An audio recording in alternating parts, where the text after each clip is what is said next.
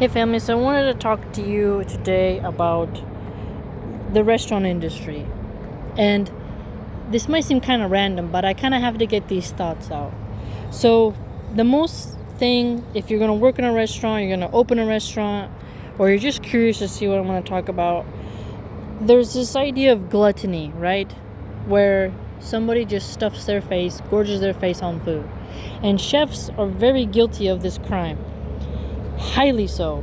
And a lot of restaurants play the back house, which is the kitchen staff, dishwashers, and stuff, against the front of the house, which is hosts, bartenders, servers, food runners, drink runners, cocktail servers, right?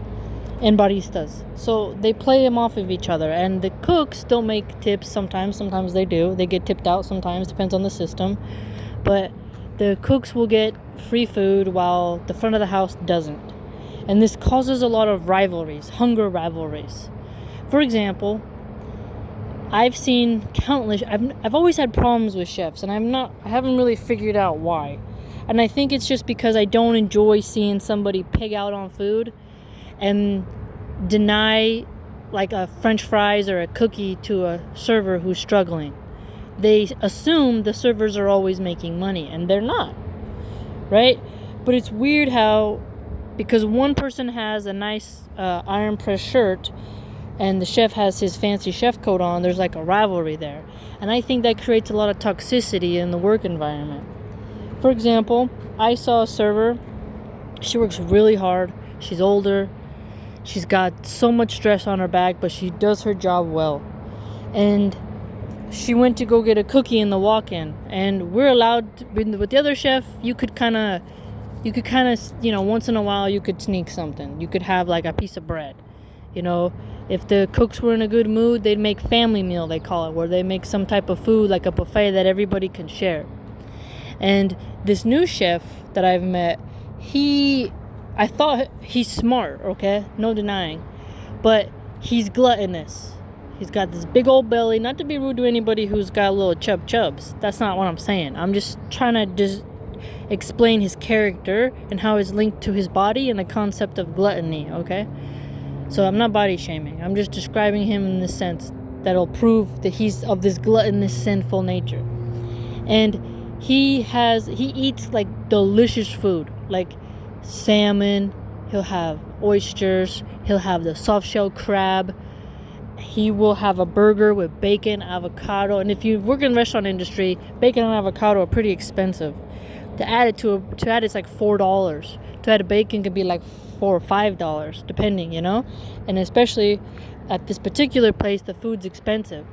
And he's eating a salad with like fresh mozzarella, and that's a fresh Italian cheese. It's so good if it's fresh, not like from Safeway, like it's a real one. And he's like a fancy salad, had like red bell peppers. It was delicious food, right? And he eats that, right? And he just walks, and I've watched him because I have an analytical mind, and sometimes I focus on things that might not exactly make sense, but whatever. And he would eat, like a strawberry here, a blueberry there. Oh, he's eating again. He's eating some fries. He's eating a piece of cake. He's constantly grazing, okay? And this female server, she, took a cookie out of the walk-in and she put it in her apron, and he saw her eating it, and he screamed at her like she was some type of thief, as if she had just stolen like 7 bars of gold. And he was just screaming at her, yelling at her, and he's like spitting from his mouth, and his gut is like jiggling as he yells. And it's like, how much does that cookie cost? $1.50? And you're screaming at her because she ate that while he stuffs his face all day? And then this same chef, I saw that he was slicing up some prime ribeye. That's like $20 a pound, man. It's super expensive. And he was making Mongolian beef. Okay, I've made that entree before. It's not that hard. But I asked him, what are you making? Are you making fajitas? Because he had the peppers sliced, right? And sometimes when you see sliced meat and peppers, you're making fajitas. But he's like, no, I'm making Mongolian beef. He answered me super rude. And I was like, oh, okay, cool. You making that for family meal? And he was like, no. And I was like, okay. And I was like, what a jerk. And I just kind of went back and was doing my thing. And then I saw he made it. He made rice, a big pot of rice. And then all the food was done, and I went and I was like, so is that family meal? I asked again. And he was like, you can have some, but don't tell anybody else because there's not enough for everybody. And I was like, look at this guy. He made free food, expensive, fancy free food for the kitchen staff, while his front of house staff also suffered from the fires. They suffered from the electrical power outage. I mean, they're struggling and they didn't work. And he was denying them food, right? No, he wouldn't even offer them French fries for free. Frozen, shitty French fries. He wouldn't even give that to them. But he made his crew prime ribeye Mongolian beef with a nice white rice. But he wasn't willing to share with anybody else. And so I was a little rude. I felt a little hot. I felt a little hot-blooded. And I went around and I was like, hey man, there's some food in the back. And I purposely, I guess you can get mad at me, family, I went and I told everyone. And then I heard that chef yell at the sous chef. He said, this food wasn't for the front house. And then I heard that, so I hadn't touched my food yet that I took. I took it and I said, hey man, to the sous chef who got yelled at. I was like, hey, I'll give you my food. You remember when I brought donuts and I bring pastries? I bring enough for everybody. I share with everybody. I don't like to leave people out. Here, take my food. I'll order something to eat. Don't worry, I'll pay out of my own pocket for my own food and I'll give my food to you. And this greedy chef just kind of stood there like, I hope he got the message, right? And then the sous chef was like, nah, it's fine. And then I got like, okay, cool. But then when I was looking down at the food, I thought, you know what? I don't even want to eat it now. If I know my other coworkers didn't get none of it, and they're hungry, and they're struggling, and they just got through that electrical apocalypse, nah, man. And I took the food, and I put it in the garbage. And I kind of left it on top so the chef would kind of see. And the thing with me is, I hate that strategy in the restaurant industry of the perk for management and the perk for the cooks is they get to eat whatever they want. While front house staff, because they get tips, which fluctuate, they're not always consistent. One day you can make $30, $50. One day you can make $200. You literally never know. There is no stability in tipping. Okay? So to assume for these chefs who are so out of touch and they're control freaks, they think they're Gordon Ramsay. They want to be abusive, scream, yell, while they get to just stuff their face. It's really tragic.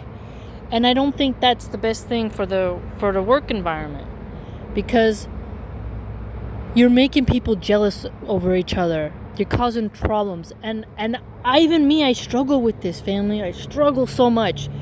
When I share food, I know because I've struggled with food my entire life.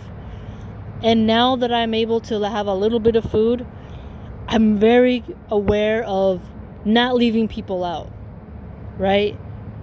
If I make things, that's kind of what Thanksgiving means to me, is you have a big table of food. It's not about Christopher Columbus, F him. But what I'm saying is, like on Thanksgiving, we have all this food. We share our bounty. We share our harvest. No one's going to be hungry today. Anyone can come by and get some food. That is beautiful. But in the restaurant industry, that benefit we used to have of, hey man, you might not even have shoes that are like beyond 2 pairs of shoes, but you'll never starve if you work in the restaurant industry. You'll always have something to eat, and you might be able to sneak a sandwich home for your kids. You will never starve. But this is dying now because more and more bosses are cutting corners, right? And this new chef, man, I'm very disappointed because I had high hopes that he was going to be different than the last horrific chef we had. The last chef we had was so horrible, family. He used to only let his favorites get food. And I would ask him, like, hey man, how come Francisco gets free food? He's like, I don't know what you're talking about. And I'm like, I know he didn't pay for that. And you might think, family, well, Milan, don't worry about it, just do your thing. But that's easier said than done when you're struggling and you're working just as hard as that person, and then you see somebody get yelled at for eating a cookie, right? The rules are not applying to everyone, and it's a free-for-all, and it causes tension, confusion, and hatred, jealousy. These feelings come up over food because you're working hard, you're sweating, you're making sure the customers have everything they need, and they don't get food. And I don't like seeing my fellow butchers, for example, they're cutting they're sawing down ribs all day. They're busting out the food. They're covered in different kind of blood, and they're making all the meat case look great, and then they don't get free food. They can't even get a fries or a salad for free.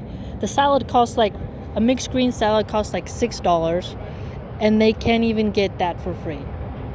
But the favorite of the chef can have a nice bacon cheeseburger with avocado for free, and of course the butcher who's working and he sees that, he's going to feel a sense of like envy. And we think well, it's just simple food, you can go home and eat, you can bring your own food. That's not the same. The point is about saving money, right? About saving money, about budgeting. And that was an old perk in the restaurant industry that I've noticed more and more is dying. So if you're looking for a restaurant job, or you're going to be a manager, or you have any involvement in that world, if you can speak up for a family meal, that's the best thing, because it actually makes everyone on the same playing field, right? If the chef gets to drink 12 sodas a day, have free beer, eat whatever he wants, while a server can only have water and coffee or tea, it's going to cause some problems. It's going to cause like this strange ass kissing that's really bizarre, because you'll see people snitch on each other, hoping that when they become the most snitchy and most tattletale, that they'll get a perk of getting some free food from the boss for their excellent snitchery. And it's very toxic, because it creates a hyena environment, an environment where everybody's out to get everybody because somebody wants some food in their bowl. It's very unhealthy. And on a deeper level, there's something even more gross. Some girls are very beautiful, and they will use their sex appeal to get free food from the cooks. And then if you have an old grandma who don't got that sex appeal, and she's kind of a little sourpuss, but she does her job well, she's more valuable than the sexy host, well, that old lady probably isn't gonna get a free meal from the cook, because he's not getting horny stimulated, right? I know that sounds biased. I know how that sounds. But if you have to see it. You have to see it, and then you'd be like, I see what's going on here. I see what's going on. And it's, pretty tragic. So gluttony is, I never really understood what that sin was, until I started getting around these chefs and really seeing what that sin meant.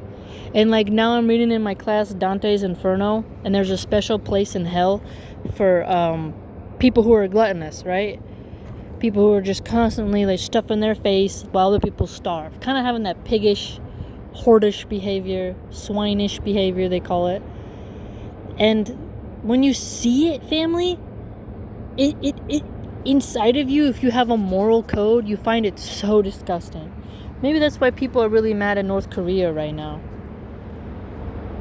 because the majority of the population is starving, while Kim Jong-un's a fat dude, right? And you're like, look at that fat dictator who is not really developing his country as best he could, allocating his resources as best he could to his people who are starving and, eating whatever they can find in some places. It's tragic. And I think that perk of food, it's a problem.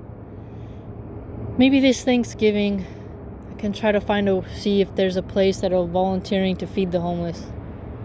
Because I'm going to make sure that I always share my food.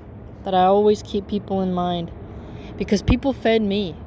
I used to go to a lot of neighbors' houses, climbing on the fence into their yard, knock on their door. I had a friend who lived there. And then you'd smell their mom cooking. And you'd get hungry, and then you look at it, and then the mom's like, do you want some? And you're like, yeah. So I'm thankful for those people, right? Because I know what it's like to be like, man, we got the cereal that's in a bag. It's not even in a box. It's like the super cheap one. Man, we got a donated food from the church. And then you're like, I'm not getting nourished. I'm eating very unhealthy food. It's something, but it's terrible. And then you smell your neighbor making like fried chicken with mashed potatoes and gravy. You can smell it. You're like, oh man, that nice hot buttery fried chicken. with like a nice herb crust. Oh man. And I'm eating frozen TV dinner banquets that was cooked in the microwave. And it ain't even probably chicken. Right? You start to be like, man, that's terrible. You know? So when I see these chefs who are verbally abusive, who think they know everything, who stuff their faces like a pig, and then have a kind of like my crew, your crew, instead of we all work in the restaurant together. We're all part of the team. In fact, I'd argue the butchers are more necessary than the head chef, because the cooks know the menu, they know their job, right? The chef is just the slave master. He just comes around on the kitchen like a hawk, making sure everyone's pushing themselves as hard as they can until they, have to use more cocaine to keep working. And that's a sad thing to me. It's a tragic thing. It's an unhealthy thing. The egos of certain chefs, because of Gordon Ramsay, have gotten bigger. If you don't know who Gordon Ramsay is, he's this Hollywood chef guy who screams and belittles people if they don't cook a recipe right. And you might think I'm being a little harsh here, but that guy truly has inspired chefs to think that's the way you teach people. And you can think that, I just won't care. Oh, if he yells at me, I won't care. No. Huh. You think that.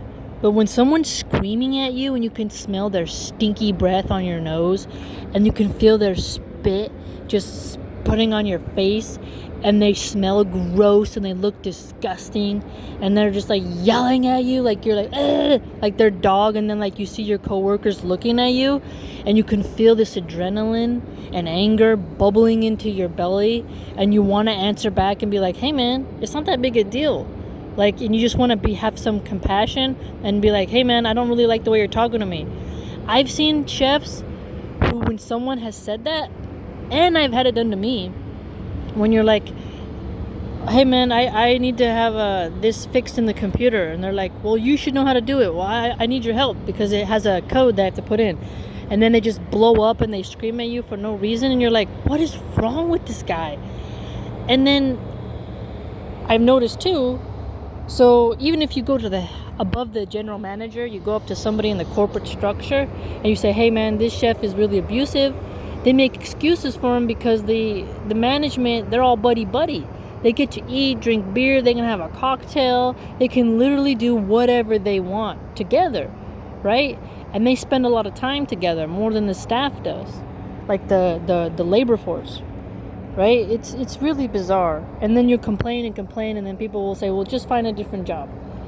But then you're like, hey man, even if I find a different job, this dude is gonna abuse somebody else. Why is this dude, because he wears this apron, allowed to abuse people and not have basic human decency? And then I think this gets into how we need to regulate the restaurant industry. I think now my libertarian, my conservative friends will not agree that there should be more regulation placed on the restaurant industry. But let me give you an example. One time, I cut some butters for brunch. Brunch is this fancy little rich white people thing, mainly white people. I shouldn't say that, that's rude. But at least where I am, more of the fancy wine ladies who come for brunch, and they have money, so you have to have brunch. It's like breakfast and lunch together. And I would cut all the butters for the toast for the brunch, right? And I remember we didn't sell a lot that time, and I put the ramekins of butter inside the walk-in, and then like 2-3 weeks went by, and they were pretty old. The butter was pretty old, and like somebody didn't cover the butters, so there was like a piece of parsley, there was like just debris in the butter ramekins. You can't serve that. And so I took it to the dishwasher. Me and her were popping the butters out of the ramekin to put them to wash through the dishwashing machine. And the chef came in and was like, what are you doing? I'm like, throwing this whole butter away. And he's like, I'm the boss. I'm the one in charge of the kitchen. You can't do anything unless I say so. And I was like, yeah, but this is expired. And my duty is to obey the government's regulation. Are you telling me you want me to serve this to people? And I got a little lippy. And he was like, I'm the boss. It's fine. You can keep it. And I was like, people are going to get sick. And I told him, I have a sensitive stomach. This is a milk culture. It's not good anymore. And how do you know? I'm like, I'm not an idiot. Stop talking to me like I'm an idiot. And it's like, and then he was like, it doesn't matter. I'm the boss. And then he left and we continued throwing away the butter against him. But it was like, this guy is such a psychopath that he's getting mad at me throwing something away that's expired. He's insane. So that bring it back is, I think the government, somebody in California or any state really, needs to have it to where you have a way to report abuse in the workplace. And if your management doesn't do anything about it, there needs to be a separate entity that can come in and check on to see how the labor staff are being treated. A lot of these restaurants have these fake, cliche mission statements about how important the customer is, and the customers think, oh, they say they'll do anything for us. Oh my gosh, they must be such a great restaurant, and look at the decorations, they have paintings on the wall, this place is excellent. No, you should eat at places where they treat the staff good, because your money should go towards supporting a restaurant that cares about its workers, that doesn't whip them like donkey dogs. Seriously, if you could see what happens behind those doors, you'd be horrified to be like, man, my money is going in the pockets of this type of company that treats its workers in this way and hires these type of abusive people, and the HR department doesn't get rid of those people. And then you find out like, oh, the company keeps hiring the same type of personality, and so many workers complain about being mistreated, being verbally abused, sexually harassed, and nothing happens. And then why is the cost, right? If you want to go sue these people, or if you want to report them, it's very hard to get somebody to listen to you. And that's when I think we got to start regulating the restaurant industry more. We have to investigate. Like, I think they need to have a company should come in and ask the workers privately, how would they rate their job? What complaints do they have? That information should be posted on a public website, available for all, and people should look at it, and each restaurant should get a grade based off of internal employee reviews that are anonymous, where the comments cannot be traced back to the workers, so they can't get retaliated, because companies will retaliate against their workers for sure. And we have to prevent that. And we want people to be honest, because I know so many people who, I'm like, man, why don't you say anything? I'm like, nah, man, I need this job. And I'm like, yeah, but that person said this to you, man. Like, what you're not going to tell anybody? Nah, it ain't even worth it. And they're like, it is worth it. You are important. You value. You're important. You're part of the team. Customers like you. Why are you letting them treat you this way? And then I'll be like, hey man, I'll stand there with you while we go to HR. Let's go to drive to the head corporate office. And like, oh man, nothing will change. All they'll do is listen to us, smile at us, give us a mint, and send us on our way, and the abuse will still continue. And I think that these chefs, these general managers, they have too much power. And you say, yeah, it's a private company, of course they can, blah, blah. No, but we need to look on a deeper level, right? We got to stop abusing each other. And healthy personality should be a normal thing. We should want that, right? We should desire to have a culture that values human compassion. And people will say, yeah, but there's a lot of people who are idiots in the restaurant industry, who are slackers, who don't really work hard, and those people can't be treated the same. And it's like, well, duh. But when you have a manager who doesn't treat, like, a good manager is going to be push the slackers to be better, and reward those who are working hard with what they've earned. That's not favoritism. No. Because favoritism, you could be lazy but be a good talker and become a favorite. And that's super easy to do, super slimy. But a meritocracy, right? And a lot of people think, well, obviously if you're good, your boss is going to give you X, Y, and Z. That ain't true. And then people will say, well, if they don't, it's the free market. It's like, cool. No one's saying that you got to give someone something by default. Okay, granted. But when it comes to abuse in the workplace, there's abuse in several kinds of ways. There's physical, emotional, sexual, right? And emotional abuse is very rampant. It's very rampant. And I really think we gotta work on it.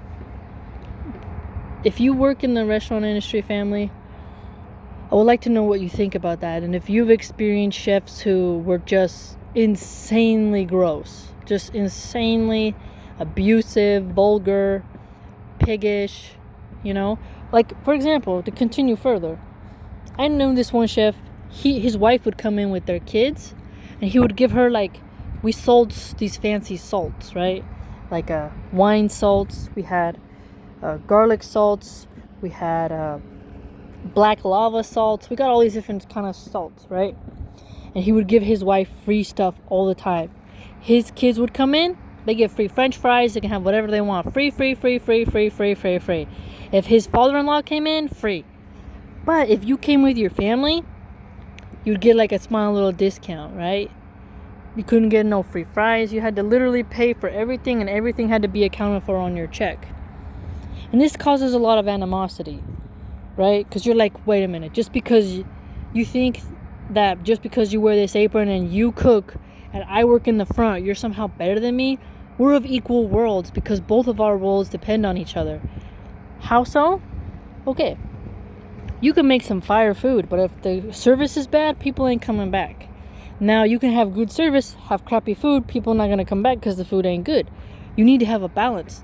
Healthy, happy servers, because that emotion is felt and transmitted via the table within the dynamics of the customer-server relationship.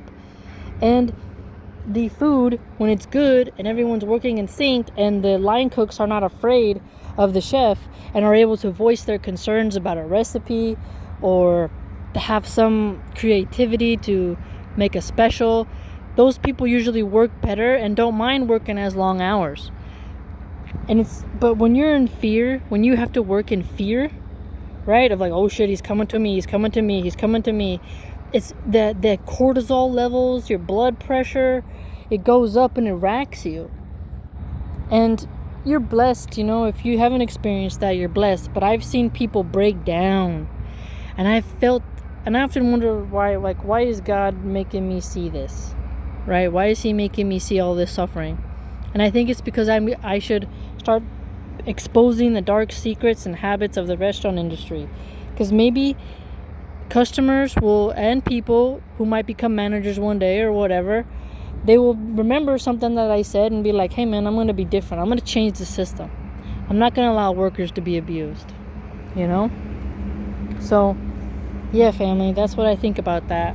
It was on my mind because I've just been seeing a lot of abuse lately, and my heart is starting to feel it, and it's depressing to see, especially when people are already suffering. I don't enjoy watching people who are suffering get picked on more. I don't like that. So, okay, family, I hope you're having a good day. I'm going to walk home, and I'm going to listen to some Mufti Menk. Okay, family, have a good day.